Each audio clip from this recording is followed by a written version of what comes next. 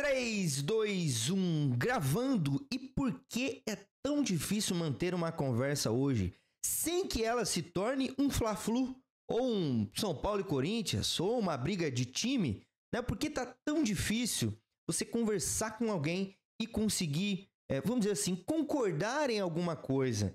E para falar sobre isso, eu vou trazer dois termos que não são muito popularizados, talvez o segundo seja, mas o primeiro deles é o polilogismo e o segundo deles é o relativismo. E como esses termos estão presentes em quase todas as conversas que nós temos hoje.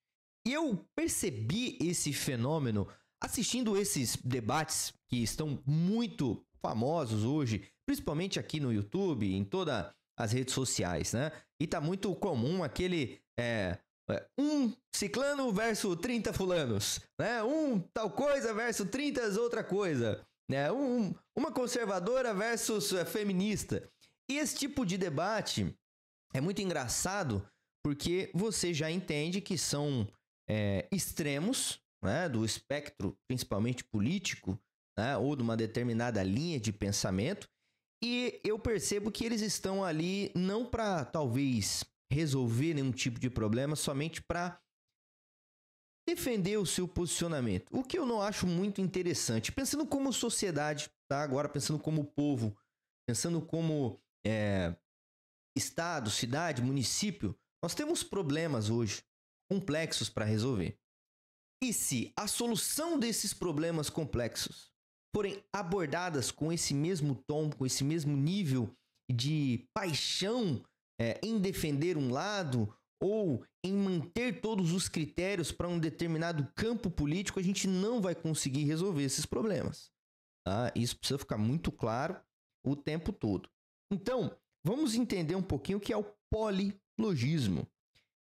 Da etimologia da palavra, tá? Do grego, o poli vem de muitos ou vários.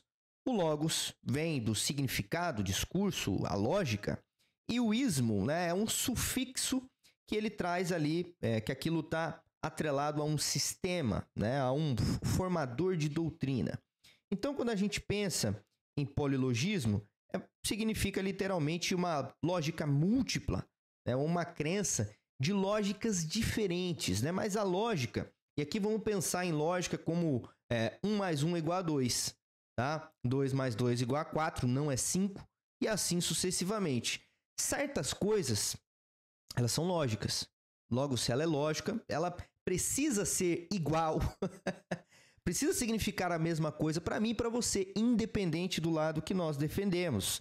Agora, o polilogismo, assim como ele é trabalhado principalmente pelo Ludwig von Mises, tem um livrinho dele que fica sempre aqui à minha direita, é que a lógica, nesse contexto de polilogismo, ela varia conforme o grupo.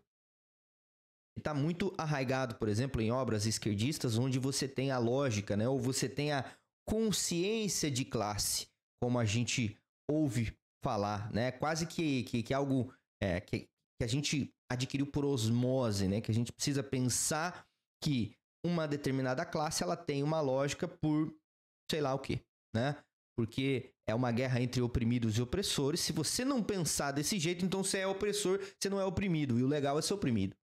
Entendeu? Então aqui a gente entra num negócio que é tão comum, é tão trivial que a gente quase não alcança, a gente quase não percebe ele mais. Então o polilogismo ele vem trazendo essa lógica que depende de acordo com o seu grupo. E tem coisas na vida que a gente precisa concordar, né? Pensando que a lógica, 1 mais 1 igual a 2, precisa ser o mesmo para mim e para você, senão a gente não consegue, a gente não consegue fazer coisas simples, né? A gente não consegue entrar em acordos simples. A gente não teria, por exemplo, um prédio parando em pé. Imagina se o engenheiro que vai construir um prédio, ele fala que para ele agora 1 mais 1 é igual a 3, não é 2. Aí, poxa vida, aí é só prédio caindo, né? Ia ficar realmente bem complicado.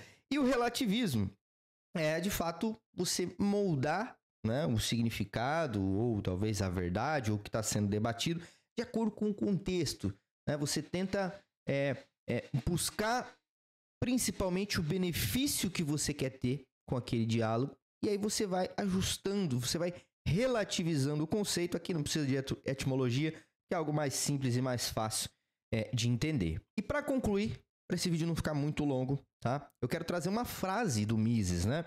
Que ele traz logo na introdução ali do seu livro Ação Humana. Ele está se referindo aqui à ciência, e principalmente à ciência econômica, né? Ele como um filósofo e economista. Nessa parte, ele se refere à economia, de fato, que no contexto do livro era uma ciência que estava, vamos dizer assim, conquistando o seu espaço frente às outras linhas e às outras áreas do conhecimento. Mas eu acredito que aqui o lado filósofo dele falou mais alto, porque de fato é algo abrangente que pode ser aplicado para a nossa vida como um todo. E principalmente nesse quesito do debate, que a gente precisa concordar em certas questões. E isso não significa, olha que legal, isso não significa que é uma verdade absoluta. Significa que é uma verdade em transformação. Então vamos ver aqui agora. A ciência não nos dá certeza final absoluta.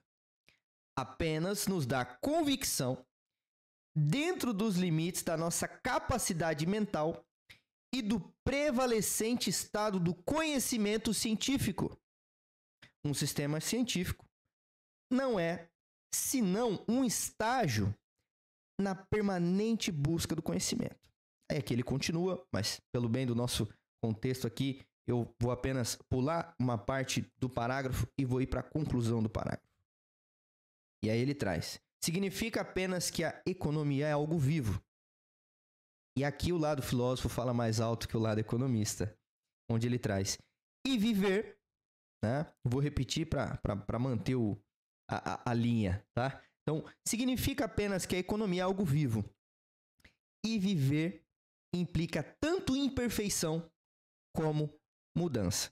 Então, se a gente for realmente muito apegado em algumas questões e se julgar como o bem último, né, o bem máximo, absoluto, eu acredito que a gente reduz até mesmo a capacidade de enxergar alguns problemas. E o principal, que é o que deve ser discutido agora, como nação, como país, como sociedade, tá? Que é como resolver certos problemas complexos. E caso a gente queira defender um lado específico, tanto para um quanto para outro, a gente não vai conseguir chegar na solução. E lembrando que, como diz o Mises, né, a ciência não é senão aquilo que a gente, vamos dizer assim, o estágio onde está o nosso conhecimento agora, ele está sempre em transformação. A gente vê isso em vários campos, né, do conhecimento, onde realmente coisas que são absolutas, como 1 mais 1 igual a 2, e coisas onde talvez a nossa mente ainda não conseguiu conceber. Os nossos cientistas não conseguiram descobrir, e eles estão trabalhando para isso. E quando uma nova descoberta é feita, ou ela destrói aquela anterior, ou ela complementa aquela anterior. E se a gente, como sociedade, não entender isso e ficar apegado e defendendo ali um ponto e esse debate constante, como se fosse um videozinho do canal do 30 contra 1, poxa vida, a gente não vai conseguir evoluir e não vai conseguir resolver problemas complexos do nosso dia a dia. Eu sou o Thierry Mendes, você está no meu canal. Aqui geralmente falamos sobre imóveis, sobre investimentos imobiliários, sobre política, porque afinal ela impacta a nossa vida como um todo. E se você gostou desse vídeo, deixa o seu gostei, ativa o sininho das notificações, se inscreve aqui no canal e o melhor de tudo, pegue o link e envia lá no grupo da família, envia para aquele seu amigo que converse e que debate com você. Talvez ele concorde com você, talvez ele não concorde com você, mas a partir de agora ele vai pensar um pouquinho mais em, poxa vida, será que eu deveria pelo menos achar um ponto em comum aqui com o meu interlocutor? Fica o questionamento e aproveita. Comenta aqui nesse vídeo se você concorda com essa afirmação do Ludwig von Mises. Eu sou o Thierry e eu tenho certeza que a gente se vê no próximo vídeo.